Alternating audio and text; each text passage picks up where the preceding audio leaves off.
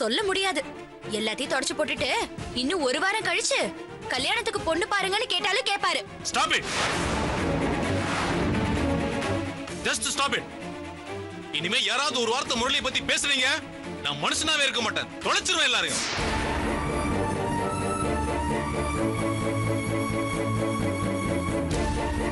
என்ன பாக்குறீங்க? இதுதான் உங்க அண்ணனை புரிஞ்சுக்கிட்ட லட்சணமா? உங்களெல்லாம் பாக்குறப்ப இப்படி 3 தங்கச்சிங்க எனக்கு இல்லையான்னு முரளியை பார்த்து நான் பெருமைப்பட்டிருக்கேன். இப்ப சொல்றேன், இப்படி நாக்குல நரம்பு இல்லாம பேசுற உங்கள மாதிரி நான்சென்ஸ் தங்கச்சிங்க இல்லாம தனியா இருக்கிறத நினைச்சு சிவா நான் பெருமைப்படுறேன். விடுறா, நான் பேசி ஆகணும். என்ன பேச விடு. பேசாத. ரொம்ப கோவத்துல இருக்கேன். என்ன பெரிய பொல்லாத தப்ப கண்டுபிடிச்ச என் முரளி மேல? ஏமா பிருந்தா, அண்ணனுக்கு பொண்ணு பார்த்தேன்னு ரொம்ப பீத்திக்கிறியே. எத்தனை பொண்ணை பார்த்திருப்ப நீ? எத்தனை வருஷமா பார்த்திருப்ப நீ? ஒரே ஒரு பொண்ணை பார்த்ததுக்கு இவ்வளவு சலிச்சுக்கிறியே நீ?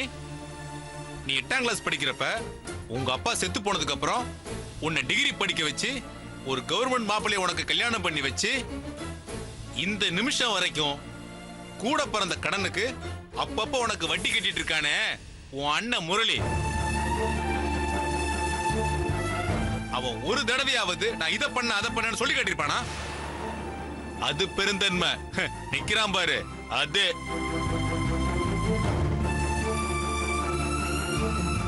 ஏதோ லவ் பண்ணதை சொல்லலன்னு ஒப்பாரி வைக்கிறீங்களே. ஒரு பொண்ணை லவ் பண்ணிட்டு வேறொருத்தைய கல்யாணம் பண்றது உலகத்துல யாரும் பண்றது இல்லையா?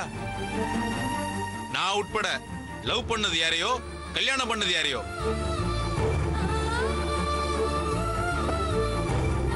மிஸ்டர் ரமேஷ், மிஸ்டர் சந்தானம், நீங்க கல்யாணத்துக்கு முன்னாடி யாரையும் லவ் பண்ணது இல்லையா? இல்ல அவங்களே கல்யாணம் பண்ணிருக்கீங்களா? இல்ல மகாத்மா மாதிரி உண்மையை சொல்லிருக்கீங்களா உங்க பொண்டாட்டிங்க கிட்ட? மனசு தொட்டு சொல்லுங்க.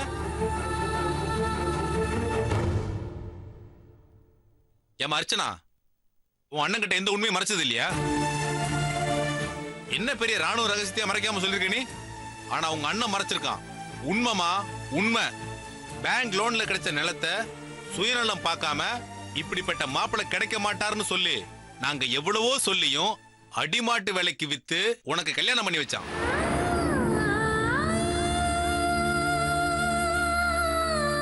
அந்த இடம் இன்னைக்கு அவன் கையில இருந்திருந்தா அவன் கோடீஸ்வரன்.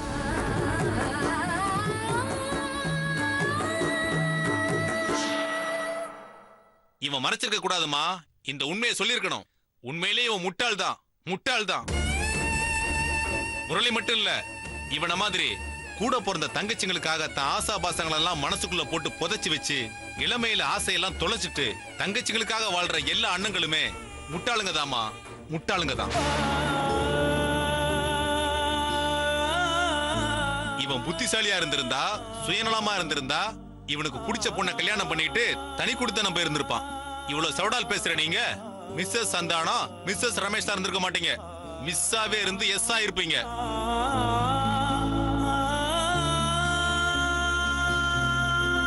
அதை விடுங்க. இவன் கூட தானே பல வருஷம் இருந்திருக்கீங்க. அவன் தனக்குன்னு ஒரு ஷர்ட் வாங்கியிருப்பானா? ஒரு வண்டி வாங்கியிருப்பானா? இல்ல ஒரு கர்ச்சீஃப் வாங்குறதா இருந்தா கூட உங்க எல்லாருக்கும் வாங்கி கொடுத்துட்டு மிச்சம் இருந்தாதான் வாங்கிப்பான். நானும் தெரியாம தான் கேக்குறேன். என்னமோ பாசமலர்ல வர்ற சாவித்திரி மாதிரி உருகுறீங்களே. இவ்வளவு வருஷம் இருந்திருக்கீங்களே, அவன் ஆசை என்ன, அவனுக்கு என்ன பிடிக்குன்னு ஒரு வார்த்தை கேட்டிருக்கீங்களா? கேட்டிருந்தாலும் இவன் சொல்லியிருக்க மாட்டான். ஏன்னா அப்படி ஆசைப்படுறதையே அவன் மறந்துட்டான். இவன் உங்க அம்மாவுக்கு பண்ணி கொடுத்த சத்தியம் அவன் ஆசைப்படுறதையே மறக்கடிச்சிருச்சு. இத கூட சொல்லல, அவன் கூட சண்டை போட ஆரம்பிச்சிடாதீங்க.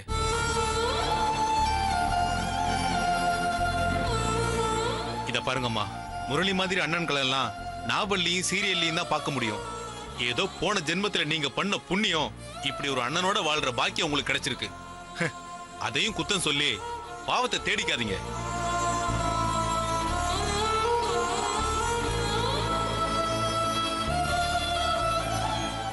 சந்தானம் சார், என்ன சொன்னீங்க?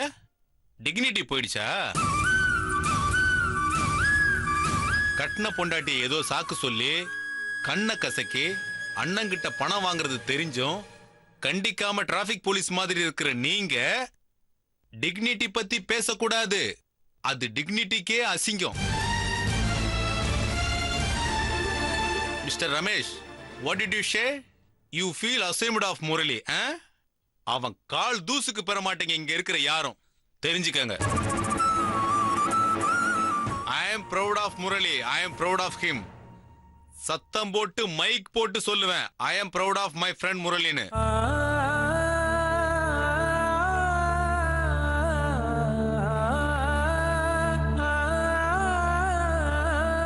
முரளி பண்ணது பிடிக்கலையா? அவமானமா இருக்கா? கேவலப்படுத்திட்டான்னு நினைச்சா போங்க. ஏன் இன்னும் இங்க நிக்கிறீங்க? போங்க, உங்க வீட்டுல போய் கதவை சாத்திக்கங்க. ஆனா முரளியை பத்தி தப்பா பேசுனீங்க, நான் மனுஷனாவே இருக்க மாட்டேன். போங்க.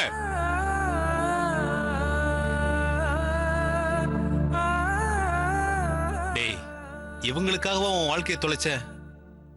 நன்றி கெட்ட ஜென்மங்கடா, செல்ஃபிஷ் பீப்புள்.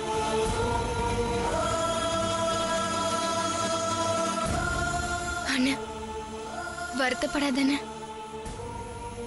நீ வருத்தப்படுற மாதிரி இங்க ஒண்ணும் நடக்கல. அவ யாருன்னு? அவளுக்கு என்ன தெரியும் உன்னை பத்தி? எனக்கு தெரியும் என் அண்ணனை பத்தி. அவளுக்கு உன்னை கல்யாணம் பண்ணிக்க கொடுத்து வைக்கல, அதான் உண்மை. You deserve the best. என் அண்ணனோட வேல்யூஸ் எனக்கு தான் தெரியும். என் அப்பா அம்மாவை விட, என் புருஷனை விட நீ என் அண்ணனா கிடைச்சதுக்கு நான் பெருமைப்படுறேன்னு. Yes, I am proud of you.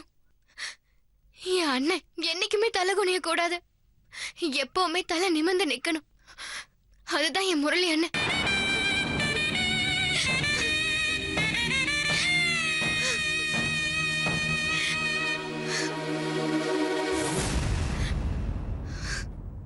நான் கொஞ்சம் தனியா இருக்கணும்னு நினைக்கிறேன். என்ன மன்னிச்சிருங்க. எல்லாரும் கிளம்புங்க. Please leave me alone. நான் வரேன்.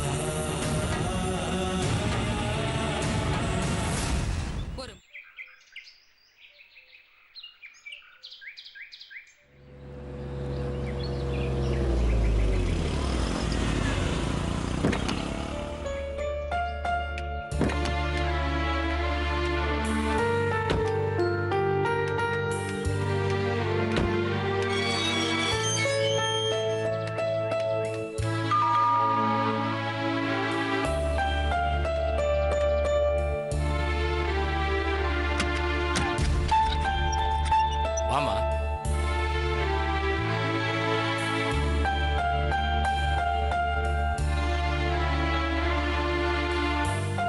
அப்புறம் என்ன ரமேஷ், மணி 3 ஆச்சு, சாப்பிட்டீங்களா? சாப்பிட்டாச்சுப்பா. லக்ஷ்மி, ஃபங்க்ஷன் முடிஞ்சு பசங்களாம் வந்திருக்காங்க பாரு. வரங்க. அப்புறம் நிச்சயதார்த்தம் நல்லபடியா முடிஞ்சாப்பா?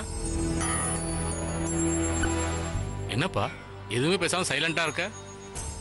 என்ன சொல்றது, நிச்சயதார்த்தம் கேன்சல் ஆயிடுச்சுப்பா. என்னடா சொல்ற? நிச்சயதார்த்தம் நடக்கலையா? ஆமாமா, அந்த பொண்ணு திடீர்னு முரளி எனக்கு பிடிக்கல, எனக்கு இந்த கல்யாணத்துல இஷ்டமே இல்லைன்னு எல்லார் எதிரிலையும் முரளி முகத்துக்கு நேரா பட்டுன்னு சொல்லிடுச்சுமா. என்னாச்சு அந்த பொண்ணுக்கு? எல்லாம் பார்த்து பேசி அந்த பொண்ணோட சமூகத்தோட தானே அவங்க அப்பா அம்மா ஏற்பாடு பண்ணிருப்பாங்க. அந்த பொண்ணு சொன்னதை கேட்டு நாங்க மட்டும் இல்ல, அந்த பொண்ணோட பேரண்ட்ஸே ஷாக் ஆயிட்டாங்கம்மா. அப்புறம் ஏன் பொண்ணோன்னு அந்த பொண்ணு சொன்னப்பதான் அவ பிளான் பண்ணி முரளியே எல்லார் எதிரிலையும் அவமானப்படுத்தணும்னு முடிவு பண்ணிருக்கா. முரளி தம்பி என்ன தப்பு பண்ணா? அவன மாதிரி ஒரு பையன் கிடைக்கிறதுக்கு அந்த பொண்ணு கொடுத்து வச்சிருக்கணுமே. இல்லம்மா, அங்க நடந்த விஷயமே வேற. ஆரம்பத்துல முரளியோட மனசுல வேற ஒரு பொண்ணை கல்யாணம் பண்ணிக்கணும்னு மனசார ஆசைப்பட்டு இருக்காரு. அத வெளியே சொல்லாம இந்த பொண்ணை பிருந்தாவோட கம்பல்ஷனால கோயில போய் பார்த்துட்டு பிடிக்கலன்னு சொல்லியிருக்காரு. ஆனா பிருந்தா எப்படியாவது முரளி கிட்ட சம்மதம் வாங்கிடலான்னு சொல்லி அந்த பொண்ணை முரளி கிட்ட பேச சொல்லியிருக்கிறா. அந்த பொண்ணும் முரளிக்கு பர்த்டே விஷ் பண்ண ஃபோன் பண்ணியிருக்கிறா. முரளி எரிச்சலா பேசுறதோடு இல்லாம எனக்கு உன்னை பிடிக்கலன்னு வேற சொல்லியிருக்காராம். அது அந்த பொண்ணு மனசளவுல பெருசா பாதிச்சிருக்குமா. அதுக்கப்புறம் என்ன நடந்துச்சோ, முரளி திரும்ப அந்த பொண்ணை கல்யாணம் பண்ணிக்க சம்மதம்னு சொல்லியிருக்காரு. பிருந்தா திரும்பவும் பேசுனதும் பொண்ணு வீட்டுக்காரங்களும் ஓகேன்னு சொல்லியிருக்கிறாங்க. ஆனா அந்த பொண்ணு தன்னை பிடிக்கலன்னு சொன்னவரு எப்படி பிடிச்சிருக்குன்னு சொல்றாருன்னு விசாரிச்சப்போ முரளி வேறொரு பொண்ணு விரும்பின விஷயம் தெரிஞ்சிருக்குதுமா. அது அந்த பொண்ணுக்கு பிடிக்கல. தன்னை எப்படி பிடிக்கலன்னு சொன்னாரோ அதே மாதிரி இன்னைக்கு எல்லார் எதிரிலையும் இந்த விஷயத்த சொல்லி பிடிக்கலன்னு அசிங்கப்படுத்தி அனுப்பிட்டாப்பா. என்னப்பா இது? முரளி பண்ணது பேசினது எல்லாமே தப்பா இருந்தாலும் அந்த பொண்ணு பதிலுக்கு இப்படி பல பேருக்கு முன்னாடி பிடிக்கலன்னு சொன்னது சரியில்லைப்பா. அப்படி சொல்லணும்னா இந்த நிச்சயதார்த்தம் ஏற்பாடு பண்றதுக்கு முன்னாடி சொல்லிருக்கலாம்ல. தேவையில்லாம எதுக்கு எல்லாரையும் வர வச்சு வருத்தப்பட வச்சு அனுப்பணும்? இல்ல மாமா, முரளி அண்ணன் பண்ணதும் தப்புதான். ஆரம்பத்திலேயே அண்ணனும் இது வேண்டாம், நான் வேற ஒரு பொண்ணை கல்யாணம் பண்ணிக்க ஆசைப்படுறேன்னு சொல்லி தொலைச்சிருக்கலாம்ல. தேவையில்லாம அந்த பொண்ணை பார்த்து பிடிக்கலன்னு சொல்லி கஷ்டப்படுத்தினாரு. பதிலுக்கு அந்த பொண்ணு, அத்தை நல்ல வேளை நீங்க அங்க இல்ல, அப்படியே ஆவேசமா சாமி ஆடிட்டு போயிட்டா. பொண்ணுங்களை ஈஸியா என்ன வேணாலும் பண்ணலாம், அவங்களால ஒண்ணுமே பண்ண முடியாதுன்னு நினைக்கிறவங்கள கண்ணில விரல விட்டு ஆட்டிட்டு போயிட்டா. முரளி அண்ணனால அங்க ஒரு வார்த்தை மறுத்து பேச முடியலையே. இல்லம்மா, பொண்ணுன்னா எல்லாத்துக்கும் அடங்கி உடங்கி போகணும்னு இல்ல. அந்த கடலாம் மலையேறி போச்சு. அதுக்காக அடங்கா பிடாரித்தனமா இந்த மாதிரி நடந்துக்கிறது ஒரு நல்ல குடும்பத்து பொண்ணுக்கு அழகு இல்லம்மா. பாவம், முரளி நினைச்சாதான் கஷ்டமா இருக்கு. அப்பா, எல்லாத்துக்கும் இவ அக்கா பிருந்தா தான் காரணம். வேணாங்கிற முரளியை கம்பல் பண்ணி அழுது சிரிச்சு சம்மதிக்க வச்சு ஏதோ பெருசா சாதனை பண்ண மாதிரி தம்பட்ட அடிச்சுக்கிட்டா. அன்னைக்கு இங்க வந்து விஷயத்த சொல்றப்போ நீங்க எல்லாம் முரளிக்கு நல்லது பண்ணணும்னு யோசிச்சீங்க. ஆனா நான் என்னமோ செயல பண்ணி காட்டுறேன்னு சொல்லி அந்த பிருந்தா எவ்வளவு பீத்திக்கிட்டா தெரியுமா? அவ பண்ண சாதனை முரளியை கூட்டிட்டு போய் அசிங்கப்படுத்துறதுதான். என்ன பேச்சு பேசுறான்! அந்த பொண்ணு பிருந்தாவையும் கேவலமா பேசிட்டா. நல்லா வேணும், நல்லா வேணும் அவளுக்கு. டேய் ரமேஷ், நில்றா. டேய் ரமேஷ், நில்றா. இந்த மாதிரி தப்பா பேசுறதெல்லாம் முதல்ல நிறுத்து. இதான் நாங்க உனக்கு சொல்லி கொடுத்த டிசிப்ளினா. இப்படி ஒரு விஷயம் முரளிக்கு நடந்திருக்குன்னா இதெல்லாம் வருத்தப்பட வேண்டிய விஷயம்ப்பா. அதை விட்டுட்டு யார் மேல பழிய போடலாம், யார் மேல குத்த சொல்லலாம்னு மனசுல ஈரம் இல்லாம பேசக்கூடாதுப்பா.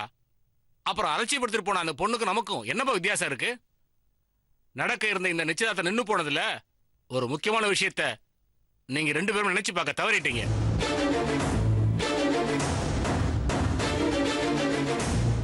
அப்பா அம்மா இல்லாம, யாரோட சப்போர்ட்டும் இல்லாம, தான் உழைப்பால தன்னோட 3 தங்கச்சிகளையும் நல்லா படிக்க வச்சு அவங்களுக்கு ஒரு நல்ல வாழ்க்கையை அமைச்சு கொடுக்கறது சாதாரண விஷயம் இல்லப்பா. ஆனா முரளி அதை பண்ணி காட்டியிருக்கான். தான் கடமை செஞ்சு முடிக்கிற வரைக்கும் எதுக்கும் ஆசைப்படாம தான் வாழ்க்கை, விருப்பம், ஆசை எல்லாத்தையும் தூக்கி ஓரமா வச்சுட்டு தான் தங்கச்சிங்களுக்காகவே வாழ்ந்தவனுக்கு முதல்ல ஒரு நல்ல விஷயம் நடக்க இருந்துச்சு. அது தடைப்பட்டு போச்சுன்னா அது எவ்வளவு கஷ்டமா இருக்கும்னு நீங்களா யோசிச்சீங்களா? இது வரைக்கும் அவனுக்குன்னு என்ன பண்ணிருக்கான்? அப்படிப்பட்டவன் தனக்கு ஒரு சந்தோஷமான வாழ்க்கை அமைய போகுதுன்னு எப்படி எல்லாம் ஆசைப்பட்டிருப்பான். எத்தனை எதிர்பார்ப்போட போயிருப்பான். அது கேன்சல் ஆனதும் அவன் மனசு எவ்வளவு கஷ்டப்பட்டிருக்கும். தனக்கு மட்டும் ஏன் ஒரு நல்ல விஷயம் நடக்க மாட்டேங்குதுன்னு அவன் எவ்வளவு வேதனைப்பட்டிருப்பான். அதை யாராவது நினைச்சு பாத்தீங்களா?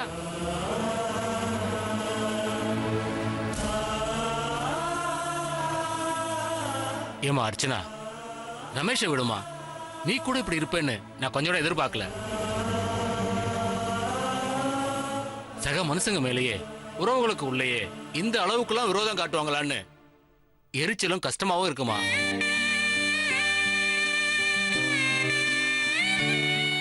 ஆனா ஒண்ணுமா, நான் தினம் பூஜை பண்ற ஈஸ்வர மேல சத்தியமா சொல்றேன், முரளியோட நல்ல மனசுக்கு நாம மட்டும் இல்ல, இந்த ஊரே மெச்சுற மாதிரி ஒரு பொண்ணு வரதான் போறான்.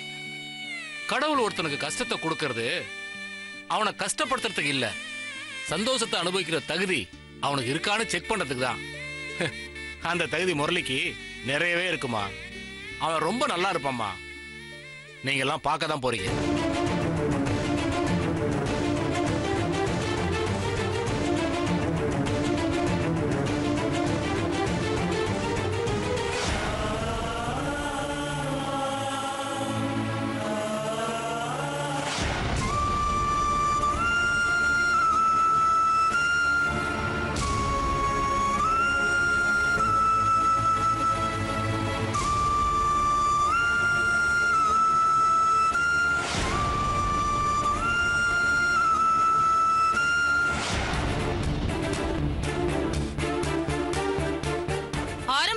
தோணுச்சுங்க, இந்த மாதிரி விஷயத்துல பெரியவங்களை கலந்து பேசாம அவங்கள மதிச்சு கூப்பிடாம இஷ்டத்துக்கும் இவங்களே எல்லாம் தெரிஞ்ச மாதிரி பண்ணா இப்படிதாங்க அசிங்கப்பட்டு நிக்கணும். வேணுங்க, எல்லாம் வேணும். இந்த மாதிரி அவமானப்பட்டு நின்னாதான் எதை எப்படி பண்ணணுங்கிற விஷயம் இவங்க குடும்பத்துக்கு, முக்கியமா அந்த திமிரு பிடிச்ச பிருந்தாவுக்கும் அப்பாவி மாதிரி நடிக்கிற இவங்க அண்ணன் முரளிக்கும் புரியும். ஏ லட்சுமி, உன் அதிக பிரசங்க தரத்தை கொஞ்சம் நிறுத்துறியா? பசங்களே பாவம் முரளிக்கு இப்படி ஆயிடுச்சேன்னு வேதனையில இருக்காங்க. உன்னை கூப்பிடலங்கிறதுக்காக இந்த நேரத்தில் இப்படி எல்லாம் கண்டபடி பேசாத. ஒருத்தர் கஷ்டத்துல இருக்கிறப்ப அவங்களுக்கு ஓடி போய் உதவி பண்ணலைனாலும் பரவாயில்ல, உபத்திரவம் பண்ணாம இருந்தாலே பெரிய விஷயம். அப்பா, இப்ப நீங்க சொன்னது இவ சிஸ்டர்ஸ் பிருந்தாக்கும் அர்ச்சனா கூட புரியலையப்பா.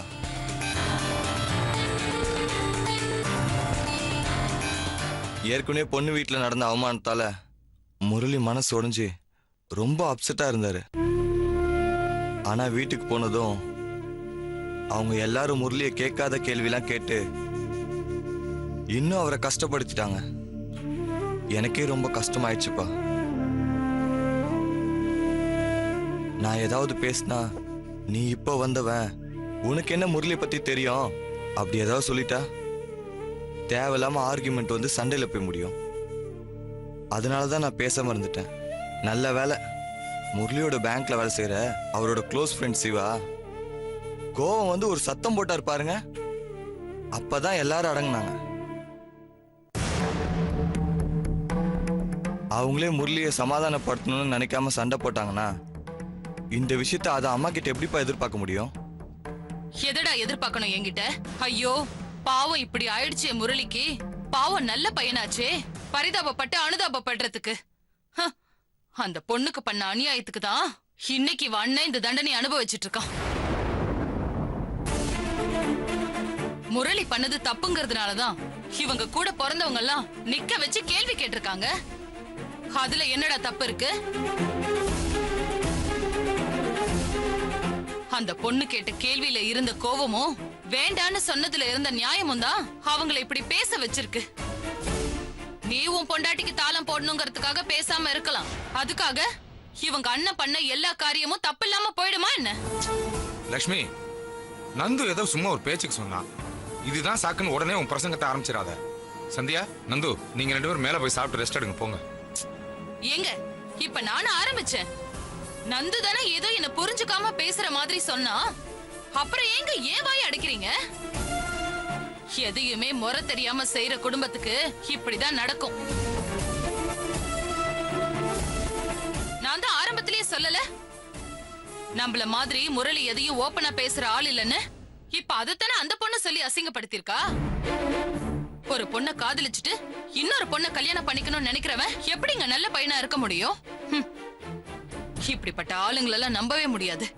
கல்யாணத்துக்கு பிறகு இன்னொரு பொண்ணையும் பொடிச்சு போய் இன்னொரு கல்யாணம் பண்ணிக்க மாட்டான்னு என்னங்க உத்தரவாதம்? ஏதோ இத்தோட முடிஞ்சு போச்சு. இன்னும் கல்யாணம் வேற ஆயிருந்தா போலீஸ் கேஸ் வரைக்கும் போய் பேப்பர் வரைக்கும் வந்து இவங்க மானத்தோட நம்ம மானமும் இல்லங்க சேர்ந்து போயிருக்கோம். அத்தை, தயவு செஞ்சு உங்களை கெஞ்சி கேட்டுக்கிறேன், எங்க அண்ணனை பத்தி எதுவும் தப்பா பேசாதீங்க ப்ளீஸ். நான் எதுக்கு பேசணும்? எனக்கு வேற வேலை இல்ல. உங்க அண்ணன் யோகியதைய பத்தி பேசுறதுக்கு பேசாம ராமாயணம் படிச்சாலாவது புண்ணியமாவது கிடைக்கும். ஆனா ஒண்ணு சந்தியா, ஆரம்பத்துல ஒரு நல்ல விஷயத்துக்கு கூப்பிடலையேன்னு மனசுக்கு கொஞ்சம் கஷ்டமா தான் இருந்துச்சு. ஆனா இப்போ நல்ல வேலை, கூப்பிடாதது நல்லதுன்னு கடவுளுக்கு நன்றி சொல்லணும்னு தோணுது. ஏன்னா அங்க வந்திருந்தோம்னா அந்த அசிங்கத்தையும் அவமானத்தையும் நேர்ல எல்லாம் பார்க்க வேண்டியதா இருந்திருக்கும். எங்களையும் எல்லாம் அந்த பொண்ணு அசிங்கமா நினைச்சிருக்கோம்.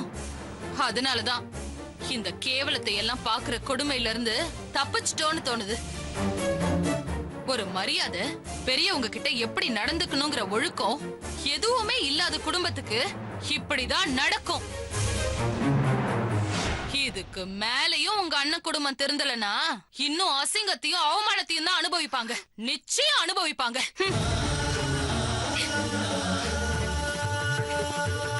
Thank you.